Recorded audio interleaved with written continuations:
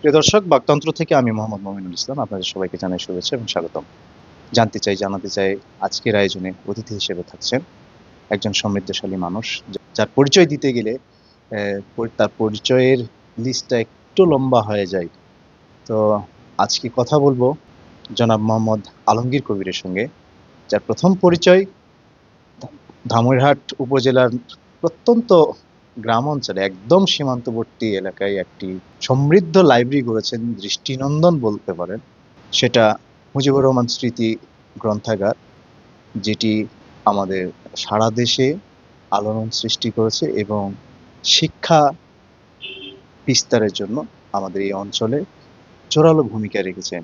আমরা কথা বলবো আজকে জনাব আলমগীর কবিরের সঙ্গে, যিনি এই লাইব্রেরির প্রতিষ্ঠাতা, এবং তার আরও একটা পরিচয় রয়েছে। তিনি বাংলাদেশ পরিবেশ আন্দোলনের সম্মানিত সাধারণ সম্পাদক মহোদয়, এবং তার ব্যক্তিগত উদ্যোগেও একটি পরিবেশ সংগঠন রয়েছে, যেটি সারা দেশে ইদানিং বিগত দিনেও কাজ করেছেন এবং এখনো কাজ করে আসছেন। সেটি হলো গ্রিন ভয়েস। জনাব আলমগীর কবির, আপনাকে বাকতন্ত্র থেকে শুভেচ্ছা। অসংখ্য ধন্যবাদ বাকতন্ত্রকে যে আমাদের লাইব্রেরির এই কর্মকাণ্ডকে তুলে ধরার জন্য। আপনাকে অসংখ্য ধন্যবাদ।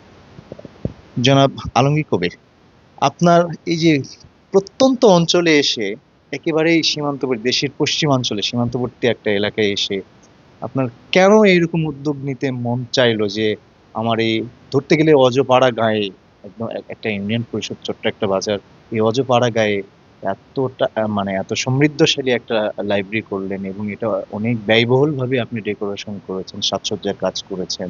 এটা কেন মনে হলো যে আপনার জীবনে এটা আপনার করার প্রয়োজন মনে হয়েছে এই জায়গায়? অসংখ্য ধন্যবাদ। ছোটবেলা থেকে বাবার উৎসাহে বা উদ্দীপনায় বা বাবার আগ্রহে লেখাপড়ার প্রতি একটা হচ্ছিল, বিশেষ করে একাডেমিক পড়াশোনার বাইরে বিভিন্ন গল্প, উপন্যাস, বিশেষ করে পত্রিকা পড়ার যে হচ্ছে একটা আগ্রহ বা অনুপ্রেরণা, সেটা বাবার হাত ধরে আমার হয় আর কি। এবং সেটা আমি ছোটবেলা থেকেই সেই চর্চাটা অব্যাহত রাখি, এবং বই সবসময় আমাকে পাগলের মতো হচ্ছিল টানতো। একাডেমিক পড়াশোনা যত না হচ্ছিল করতাম, তার চেয়ে বেশি গল্প, শরৎচন্দ্র, রবীন্দ্রনাথ, ফাল্গুনী মুখোপাধ্যায়, এরকম আমাদের সাহিত্য, মানিক বন্দ্যোপাধ্যায়, বিভূতিভূষণ, ওই সময় তো অনেক নামই শুনি নাই, কিন্তু বাবার সহযোগিতায়, বাবার আগ্রহে এই বইগুলো আমাদের বাড়িতে, এবং বাবার একটা ছোট্ট লাইব্রেরি ছিল। সেই জায়গা থেকে এই বইগুলো পড়ার প্রেরণা। যত দিন যায় আসলে তখন পড়ার প্রতি আগ্রহটা বাড়ে, এবং শুধু আগ্রহ না, যে হচ্ছে এই পড়াশোনাটা আমি যেরকম ভাবে তৈরি হচ্ছি এই বই পড়ে বা এই নানা বিষয়গুলো হচ্ছে জেনে, তখন ছোটবেলা থেকে একটা আগ্রহ জন্মায় যে হচ্ছে অর্থাৎ আমি যা জানলাম, বাবা আমাকে যা শেখালো, সেটা আমি কেন অন্যদের কাছে বা অন্য মানুষের কাছে বা পরবর্তী প্রজন্মের কাছে ছড়িয়ে দিব না। জ্ঞানের আলোটা যেন যাতে করে ছড়িয়ে যায়। ছড়িয়ে যায়, সেই সেই চিন্তা বা সেই সুপ্ত বাসনা, চিন্তা বলেন, আগ্রহ বলেন, স্বপ্ন ছিলেন, সেটা ছোটবেলা থেকেই গড়ে উঠেছিল আর কি। অনেক সময় সুযোগ এবং সামর্থ্যের অভাবে হয় নাই, কিন্তু সুপ্ত বাসনাটা ছিল যে এরকম একটা প্রতিষ্ঠান দাঁড় করাতে। আরেকটা হচ্ছে যে বললেন যে একটু সমৃদ্ধ, একটু হলো ডেকোরেশন। এটা আমি সবসময় বলি যে লাইব্রেরি, আমরা তো অনেক, বাংলাদেশে আমি অনেক লাইব্রেরিতে গেছি, অনেক বড় বড় লাইব্রেরিতে গেছি। আমি ছোটবেলা যেমন আহ স্কুলে পড়তাম, আমার বড় ভাই রাজশাহী নিউ মডেল কলেজে পড়তো, ওনারা ক্লাসে যাইতেন, আমি কিন্তু রাজশাহী লাইব্রেরিতে ওই সময় চলে যেতাম। ফলে ওই লাইব্রেরিতে গিয়ে নানা ধরনের বই আমি দেখেছি। আমি ওখানে গিয়ে দেখলাম যে ওটা যেন একটা হলো জ্ঞানের সমৃদ্ধ বিশাল একটা পাহাড়। ওখানে কি নেই? হ্যাঁ, ধরেন আমরা যেসব কবি, সাহিত্যিক সবাই ওখানে বিরাজ করতেছে, রবীন্দ্রনাথ, নজরুল থেকে শুরু করে মানে যত যা আছে আর কি আমাদের সাহিত্য জগতে, ওই মানুষগুলোকে গিয়ে ওই জায়গাটায় সান্নিধ্য পাওয়াতে। অর্থাৎ তার মানে কি, একটা যদি লাইব্রেরি হয়, লাইব্রেরিটা একটা হলো অনেকগুলো বন্ধুর চেয়েও একটা হলো বড় জায়গা। অর্থাৎ এই লাইব্রেরিতে হচ্ছিল একটা জ্ঞানের বিশাল পাহাড়ের সমৃদ্ধ একটা মিলন মেলা হয়ে যায়। অর্থাৎ লেখক, কবি, সাহিত্যিকদের একটা হলো বড় মিলন মেলা, যদি আমরা সেই জায়গাটা ধরতে পারি। ফলে সেই বাসনাটা ছিল। পরে ধীরে ধীরে ধীরে ধীরে যখন এটা ধরেন আমার সামর্থ্যের মধ্যে আসে, তখন বললাম যে না, এইবার লাইব্রেরিটা করার সময় নেই। করতে গিয়ে যে না, আমি সচরাচর যে লাইব্রেরিগুলো আমি দেখেছি সারা বাংলাদেশে, বাইরেও যখন হচ্ছিল বিভিন্ন জায়গায় গেছি, আমি লাইব্রেরিতে যাওয়ার হলো চেষ্টা করছি, কিন্তু লাইব্রেরিটা একটু হলো আলাদাভাবে দেখার চেষ্টা করেছি। যে এ সচরাচর না, একটা হলো গ্রামে যাচ্ছি বা একটা পাড়ায় যাচ্ছি অথবা একটা শহরে যাচ্ছি, লাইব্রেরি দেখি যে একটা হলো স্টিলের আলমারি অথবা কাঠের আলমারি, আহ একটু হলো বেঞ্চ থাকে, একটা টেবিল থাকে, সেখানে বসে ছেলে মেয়েরা হচ্ছিল পড়ে আর কি।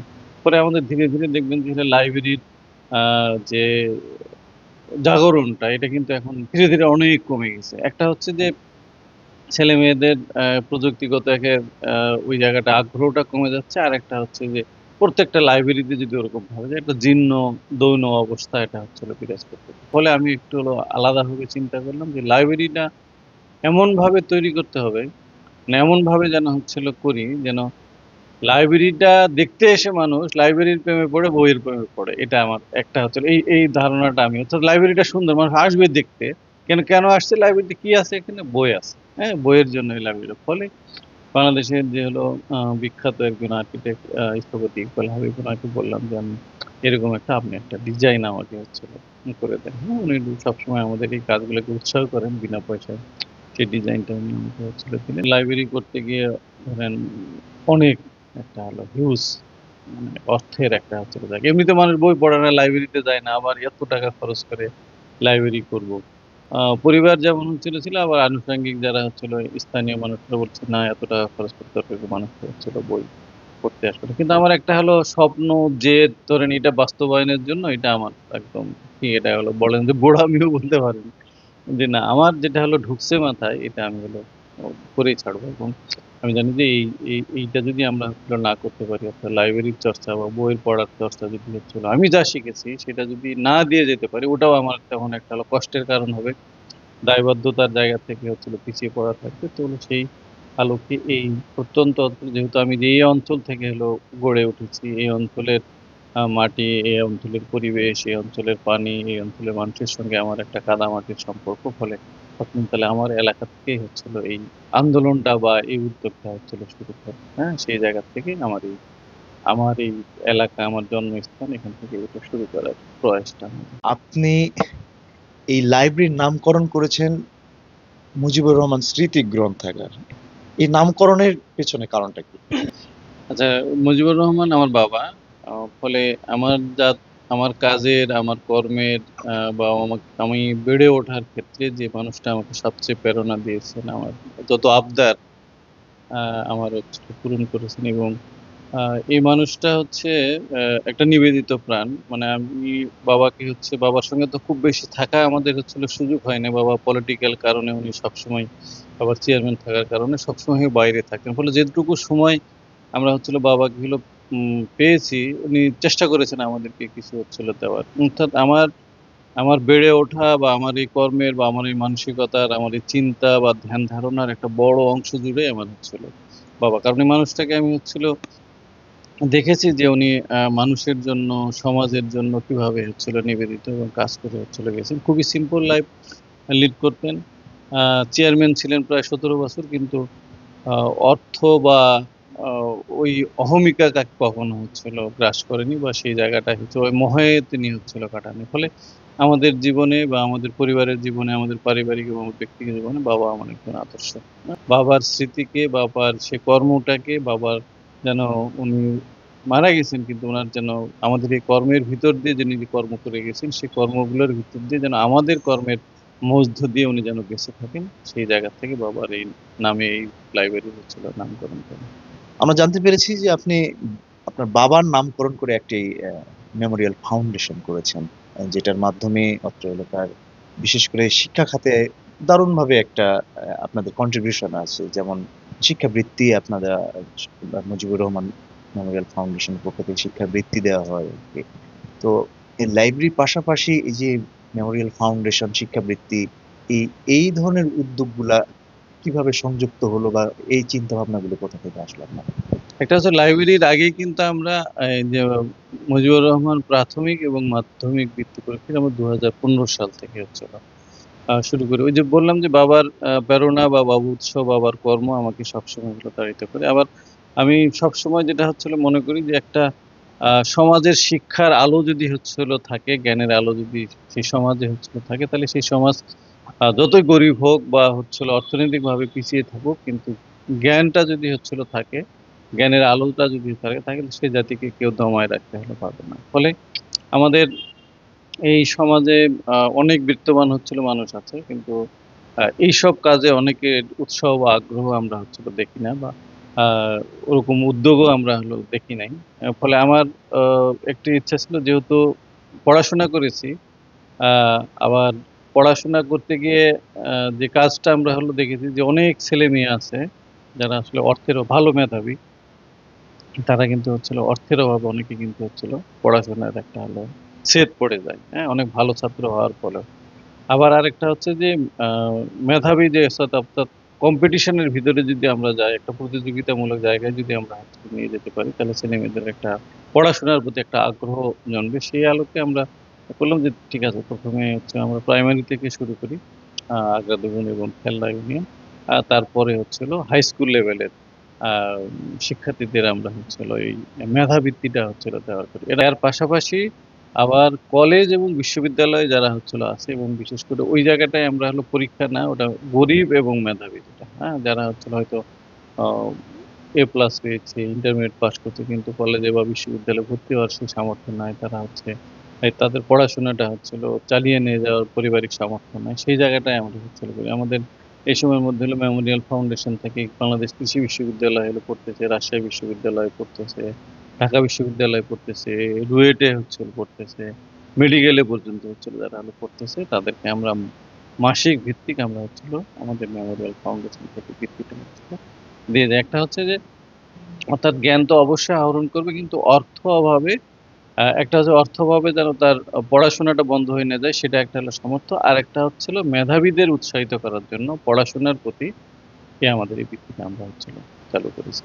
এবং শুধু হচ্ছিল ওই দুটো বৃত্তিও না, সে বৃত্তির পাশাপাশি আমরা হচ্ছিল যে বিভিন্ন যেটা হিউম্যানিটেরিয়ান ওয়ার্ক, যেটা হচ্ছিল শীতের সময় আমরা হলো যারা শীতার্তদের হচ্ছিল অর্থ দেই, ঈদের সময় যারা হচ্ছিল দরিদ্র তাদের হচ্ছিল কাপড় আমরা দেওয়ার হলো চেষ্টা করি, বন্যা বা খরা এই সময়গুলোতে যারা হচ্ছিল অসহায় হচ্ছিল পরে, তাদেরকে আমরা হচ্ছিল এই মেমোরিয়াল ফাউন্ডেশন থেকে হচ্ছিল দেওয়ার চেষ্টা করি। আরেকটা হচ্ছে যে আমাদের খেলাধুলা, হ্যাঁ, মানে অর্থাৎ শিক্ষা, স্বাস্থ্য এবং ক্রীড়া এই জায়গাটা আমরা সমন্বয় করার চেষ্টা করি। ফলে আমরা আমাদের বাবার নামে আবার আমরা ফুটবল খেলা হচ্ছিল আমাদের হচ্ছিল চালু আছে। তো এই যে বৃহৎ একটা আপনার কর্মযোগ্য, বিশেষ করে মুজিবুর রহমান ফাউন্ডেশনের পক্ষ থেকে, তো এই কর্মযোগ্য চালাতে গিয়ে অর্থের প্রয়োজন আছে, আমরা যেটা করতে চাই অর্থের প্রয়োজন আছে, তো এইটার অর্থের যোগান বা অর্থের উৎসটা কি? অসংখ্য ধন্যবাদ। আসলে এটা অনেকেই প্রশ্ন যে হ্যাঁ, আলমগীর এত কাজ করতেছে, এত টাকা পয়সা খরচ করতেছে, কোথা থেকে হচ্ছে ওটা? সমাজের অনেক মানুষের, অনেক বিত্তশালী মানুষ আছে, হয়তো দেখবেন যে 10 টাকা দিতেও তাদের হচ্ছিল কার্পণ্য হচ্ছে। আবার অনেকের আছে কিছুই নাই, কিন্তু হচ্ছিল মন উজাড় করে হচ্ছিল যা আছে দিয়ে যাচ্ছে। এটা হচ্ছিল যে আমাদের আমার বাবার যদি হচ্ছিল ওরকম ভাবে বলি যে উনি চেয়ারম্যান করছেন কোনো অর্থ মানুষের কাছ থেকে, বরঞ্চ হচ্ছিল নিজের জমি জমা বিক্রি করে হচ্ছিল দিয়ে দিচ্ছেন। ফলে ওই জায়গাটা একটা হলো বড় প্রেরণা, যে হলো মানুষ বাঁচে তার হচ্ছিল কর্মের ভিতর দিয়ে। অর্থাৎ টাকা পয়সা উনি চলে গেছেন, কিন্তু ওনার টাকা পয়সার কথা কেউ কিন্তু বলেন, কিন্তু মানুষটা যে কাজগুলো করে গেছেন সেই কাজটা হচ্ছিল দেখুন। ফলে এইসব কাজ করার ক্ষেত্রে অর্থটা হলো সবসময় হলো মুখ্য হিসাবে হলো দেখি নাই, কাজটাকেই হচ্ছিল বেশি দেখেছি, যেন হলো এই কর্মটাই হচ্ছিল আগামীতে বেঁচে থাকে। অর্থের একটা বড় অংশ আমি আমি যে চাকরি করি, আমার একটা বিজনেস আছে, গবেষণা প্রতিষ্ঠান, এবং সেখানে আমি যতটুকু হচ্ছিল ইনকাম করি, তার একটা হচ্ছিল আমার ওরকম লাক্সারিয়াস জীবন আমি হচ্ছে অতিবাহিত হচ্ছিল করি না। ফলে এটার একটা বড় অংশ এখনো আমি লোকাল বাসে ছিল চড়ি, যদিও আমার গাড়ি আছে, তারপরে হচ্ছিল যদি হয় কোনো একটা জায়গায় একাই যাচ্ছি, ফলে কেন গাড়ি ইউজ করবো, আমি লোকাল বাসে হচ্ছিল চড়ি। ফলে এই যে আমার ইনকামের একটা হলো সোর্স থেকে বড় একটা অংশ আমি এই সামাজিক এবং এই লাইব্রেরি এবং শিক্ষা এবং খেলাধুলার কাজে হচ্ছিল ব্যয় করি, এবং সম্পূর্ণ এটা হলো আমার নিজস্ব ইনকামের জায়গা থেকে আমি হচ্ছিল করি। ধরেন আমার জন্য বড় বড় প্রোগ্রাম হয়, সেটা একটা না, গ্রিন ভয়েস আরেকটা প্রোগ্রাম হচ্ছে, সেখানে হয়তো কিছু আমাদের শুভনির্ধায় আছে, আমাদের কিছু উপদেষ্টা আছে, তাদের কাছ থেকে একটা সহযোগিতা আমরা কিছু কিছু ক্ষেত্রে হলো নেওয়ার চেষ্টা করি। কিন্তু এই যে আমাদের লাইব্রেরি, আমাদের ফাউন্ডেশনের যে কর্মকাণ্ড, এটা সমস্ত আমাদের নিজস্ব অর্থায়ন। আপনি তো আরো একটা বৃহৎ দায়িত্বে আছেন, বাংলাদেশ পরিবেশ আন্দোলনের সম্মানিত সাধারণ সম্পাদকের দায়িত্বে আছেন। তো এই যে আপনার কর্মযজ্ঞের আরেকটা স্থান এবং অত্যন্ত গুরুত্বপূর্ণ একটা দায়িত্ব, আপনি একটা প্রতিষ্ঠানে, সারা বাংলাদেশে যে প্রতিষ্ঠানের কার্যক্রম চলে, তো এই জায়গা থেকে আপনি আপনার জায়গা থেকে কি মনে করছেন যে আমাদের বাংলাদেশের মধ্যে এই পরিবর্তনগুলো প্রয়োজন, যাতে করে আমাদের বায়ু দূষণ, স্বাস্থ্যের মান উন্নয়ন করতে হবে? কারণ আমরা স্বাস্থ্যের কথা চিন্তা করতে গেলে আমরা আমাদের আমাদের পরিবেশের কথা চিন্তা করতে হবে। পরিবেশ এবং স্বাস্থ্য অঙ্গাঙ্গিভাবে জড়িত। তো সেই জায়গা থেকে আপনার আসলে দেশবাসীর প্রতি বা আপনার এলাকাবাসীর প্রতি আপনার আহ্বান কি আছে? আচ্ছা, ধন্যবাদ। একটা হচ্ছে যে আমার যখন শিক্ষা জীবন শেষ হয়, বিশ্ববিদ্যালয় জীবন, তখন আহ, একটা হচ্ছে ছেলেমেয়েরা হলো পলিটিক্স পছন্দ করে না, সেই জায়গাটা একটা হচ্ছে ছিল। কিন্তু মানুষ সচেতন, হ্যাঁ, তারা স্বাস্থ্য বলেন, পরিবেশ বলো, সব দিক থেকে হচ্ছে সচেতন। সেই জায়গা থেকে তখন মনে হলো যে এমন কিছু একটা হচ্ছিল করার দরকার, যে ছেলে মেয়েদেরকে এই জায়গাগুলোতে হলো ইনভলভ করা। সেই জায়গা থেকে আমি হচ্ছিল গ্রিন ভয়েস নামক একটা প্রতিষ্ঠান আমি হচ্ছিল তৈরি করি ইয়াংদেরকে এই জায়গাটায় সম্পৃক্ত হওয়ার জন্য। সেটা ছিল একদম ইয়াং স্টুডেন্টদের হচ্ছিল ভিতরে। কিন্তু আমি দেখলাম যে আমি তো এই স্টুডেন্টদের নিয়ে জাতীয়ভাবে সেই জায়গাটায় হলো যেতে পারবো না। তখন দেখলাম যে বাংলাদেশ পরিবেশ আন্দোলন বাপা নামে একটা হলো প্রতিষ্ঠান আছে, এটা হলো বাংলাদেশের বৃহৎ সিভিল সোসাইটি প্ল্যাটফর্ম। বাংলাদেশের সমস্ত বিখ্যাত মানুষগুলো সিভিল সোসাইটির এই জায়গাটাতে হচ্ছিল সম্পৃক্ত। এবং সবচেয়ে বড় বিষয়, এখন যে আহ, অন্তর্বর্তীকালীন সরকার আছেন, সেই সরকারের প্রায় 6 জন উপদেষ্টা আছেন যারা আগের কমিটিতে বাপার সঙ্গে হচ্ছিল যুক্ত ছিলেন। তাহলে বুঝতে পারতেছেন যে এটার হচ্ছিল লেভেলটা হচ্ছিল কোন ধরনের। ফলে সেই বাংলাদেশ পরিবেশ আন্দোলন বাপা, এবং এখানে বাপাটা হচ্ছিল একদম ফুলি ভলেন্টারি অর্গানাইজেশন। এখানে কোনো ডোনারের কাছ থেকে তারা হচ্ছিল টাকা নেন না, নিজস্ব অর্থ হয়নি, তারা এই কাজগুলো হচ্ছিল করেন। আমাদের বাংলাদেশ এনভায়রনমেন্ট নেটওয়ার্ক বেন নামে একটা অর্গানাইজেশন আছে প্রবাসী বাংলাদেশিদের, তারা আমাদের একটা কিছু এই একটা সহযোগিতা করেন, তারা নিজেরাই অর্থ সংগ্রহ করে। ফলে পরিবেশ আন্দোলন করতে গিয়ে আমরা পরিবেশ আন্দোলনটা একসময় মানুষের কাছে একটা হাস্যকর জায়গা ছিল। আমরা যেমন বুড়িগঙ্গা বাঁচাতে রাস্তায় নামি বুড়িগঙ্গার পাড়, তখন মানুষ হাসতো যে হ্যাঁ আবার নদী রক্ষা করতে হয়, এরকম কোনো কথা আছে কিনা। আবার পরিবেশ দূষণ বা দখল হচ্ছে, এটা কোনো মুভমেন্ট হইতে পারে কিনা। কিন্তু এখন যখন আমরা হচ্ছিল দেখি, তখন দেখেন যে একটা বাংলাদেশের একটা বড় অংশ ধরে হচ্ছিল পরিবেশ রক্ষার জন্য হাজার হাজার সংগঠন হচ্ছিল নেমে পড়ছে। সেই জায়গাটা একটা মনে করি যে ওই আন্দোলনটা শুরু একটা আমাদের একটা গর্বের জায়গা। আজকে পৃথিবীতে যত পরিবেশ রক্ষার জন্য যত আইন না আছে, বাংলাদেশে তার চেয়ে হলো বেশি হচ্ছিল আইন আছে, কিন্তু আইনের যথাযথ হচ্ছিল প্রয়োগটা আমাদের হচ্ছিল না। আপনি বায়ু দূষণের কথা হচ্ছিল বললেন যে বাংলাদেশ আসলে এখানে প্রয়োগের ব্যাপারটা কি মুখ্য, নাকি আমাদের না মানার প্রবণতাটা? একটা হচ্ছে যে মানুষ স্বভাবতই হচ্ছিল যে যখন হলো বিপদে না পড়ে তখন কিন্তু হচ্ছিল পারে না। ফলে আহ, আইনটা একটা হলো অবশ্যই একটা হলো কাজ। অনেক জায়গায় হচ্ছে যখন মানুষ সচেতন হয় শিক্ষা ক্ষেত্রে ভাবে যে আমার এই কাজটা করা উচিত না, তখন আর আইনের প্রয়োজন হয় না। যখন আমাদের শিক্ষার ব্যবস্থায় তো হচ্ছিল ভঙ্গুর, মানুষকে সেরকম ভাবে গড়ে উঠতেছে না, ফলে আইনটা একটা হচ্ছিল বড় কার্যকর ভূমিকা আমাদের হচ্ছিল পালন করে। কিন্তু সেই আইনটাকে মানা এবং হচ্ছিল প্রয়োগের ক্ষেত্রে একটা বড় গাফলতি আছে, গ্যাপ আছে। আমাদের পলিসি এবং পলিসি লেভেলের এই ইমপ্লিমেন্টেশনের জায়গাটা একটা বড় গ্যাপ আছে। ফলে আমরা যতদিন থেকে পরিবেশ আন্দোলন, মাঝে মধ্যে আমরা হতাশ হয়ে যাই যে এত বছর থেকে, প্রায় 25 বছর পরিবেশ আন্দোলনের সঙ্গে আছে, অনেক সফলতা আছে আমাদের, কিন্তু দিন শেষে মনে হয় হয়তো সফলতা একটা, কিন্তু বিফলতা বা অন্যায় কাজ আরো 10টা হচ্ছে। ফলে অনেক সময় আমরা নিজেরাই হতাশ হয়ে যাই। কিন্তু তারপরেও আমরা হচ্ছিল চেষ্টা করি যে হলো এই পরিবেশটাকে হলো রক্ষা করার জন্য। অন্তত কাউকে না কাউকে তো এই জায়গাটায় হয়তো দায়িত্ব পালন করতে হবে, আমরা আমাদের দায়িত্বের জায়গা থেকে করি। কিন্তু দিন দিন যেরকম ভাবে হচ্ছিল, আছে আমি এই যে আমাদের এখন উপদেষ্টা রেজন হাসান, উনি এই পরিবেশ আন্দোলনের হলো মানুষ, আমরা যখন একসঙ্গে বিভিন্ন জায়গায় যাই, হ্যাঁ, অনেক সময় নিজেই হচ্ছিল উনি করে উঠতে পারে না। যে একটা নদীর যেরকম ভাবে দখল হচ্ছে, দূষণ হচ্ছে, হ্যাঁ, হয়তো এক জায়গায় ইনিশিয়েটিভ নিচ্ছে, আরেক জায়গায় গিয়ে আবার দখল হচ্ছে, দূষণের কবলে হচ্ছিল করতেছে। এরকম বিশাল একটা হচ্ছিল ধ্বংসযজ্ঞের ভিতর দিয়ে আমরা হচ্ছিল অতিবাহিত হচ্ছি। বা এই থেকে উত্তরণের যে জায়গাগুলো রাষ্ট্রীয়ভাবে যেমন একটা ব্যর্থতার জায়গা আমাদের আছে, আবার আমরা নাগরিক হিসেবে আমাদের যে দায়িত্ব পালন করা দরকার, সেই জায়গাটাও আমরা হচ্ছিল ব্যর্থতার হচ্ছিল পরিচয় দিচ্ছি বা দিয়ে যাচ্ছি।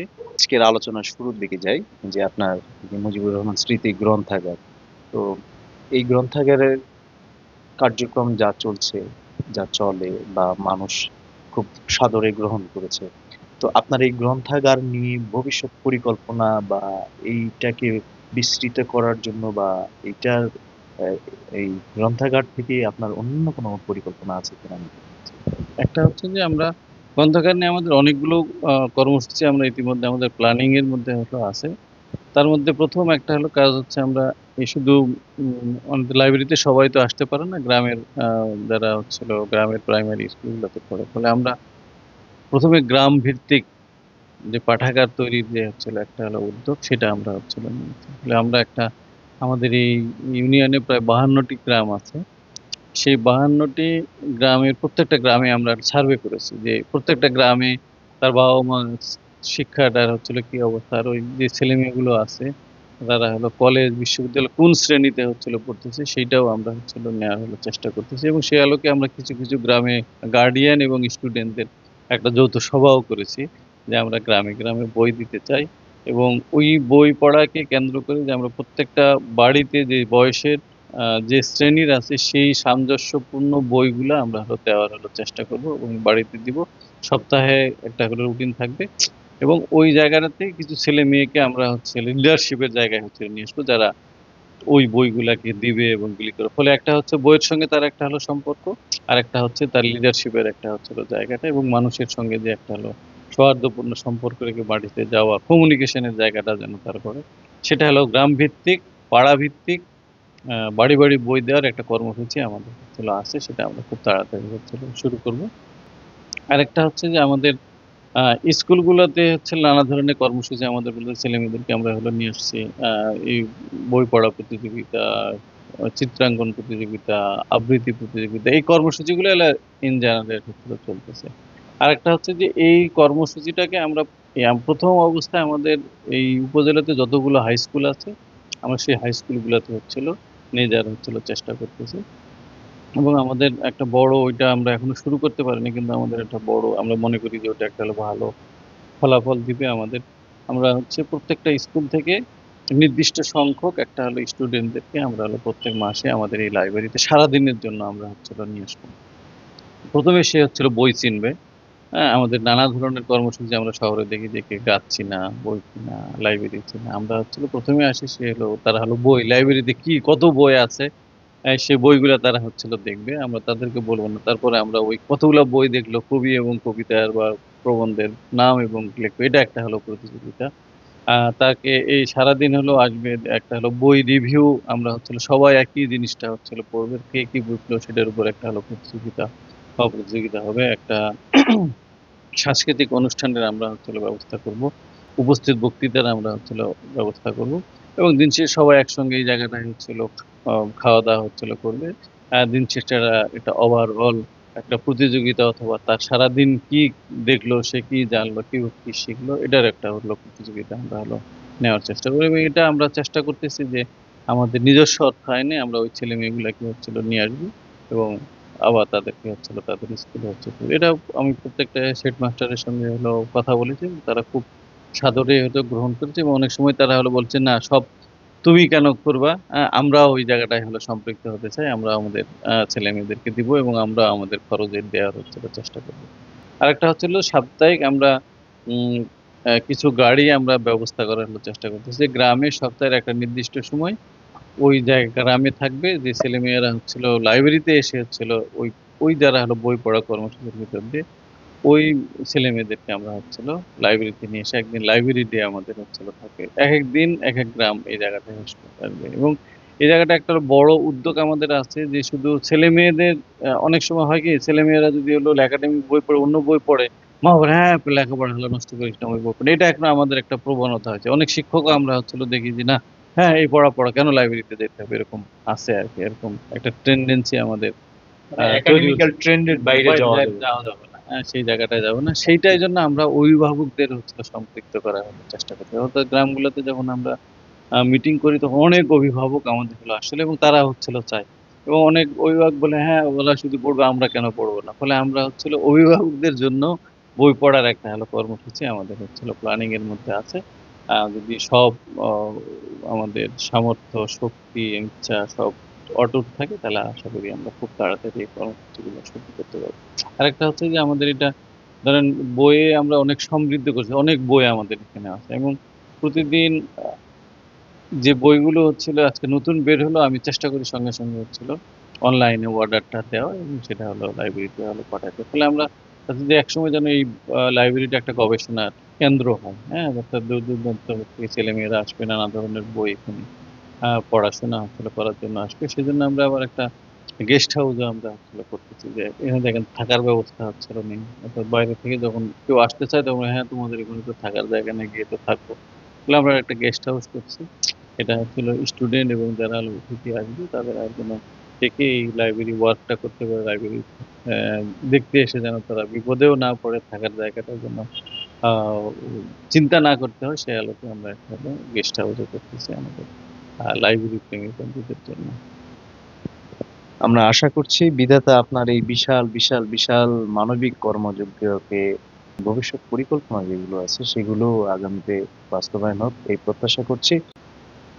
জনাব আলমগীর কবির, আপনাকে অসংখ্য অসংখ্য ধন্যবাদ বাকতন্ত্রতে সময় দেওয়ার জন্য। আপনাকে অসংখ্য ধন্যবাদ এবং বাকতন্ত্রর এই যে আপনি যে উদ্যোগ নিয়েছেন, যে সমাজের বিভিন্ন যে উদ্যোগগুলো আছে, ব্যক্তি এবং প্রাতিষ্ঠানিকভাবে যে উদ্যোগগুলো আপনি মানুষের কাছে ছড়িয়ে দেওয়ার জন্য যে উদ্যোগটা নিয়েছেন, এই জন্য আমার ব্যক্তিগত এবং লাইব্রেরির পক্ষ থেকে আপনাকে অসংখ্য ধন্যবাদ। আপনার এই ভালো কাজগুলো ছড়িয়ে পড়ুক আপনার মাধ্যমে, আপনার বাকতন্ত্রের প্রচারের মাধ্যমে। সেজন্য আপনাকে অসংখ্য ধন্যবাদ। প্রিয় দর্শক, আজ এই পর্যন্তই। ভালো থাকবেন, সুস্থ থাকবেন। দেখা হবে আবারও কোনো একজনের সঙ্গে কোনো এক বিষয় নিয়ে। সে পর্যন্ত বাকতন্ত্রের সঙ্গেই থাকুন। আল্লাহ হাফেজ।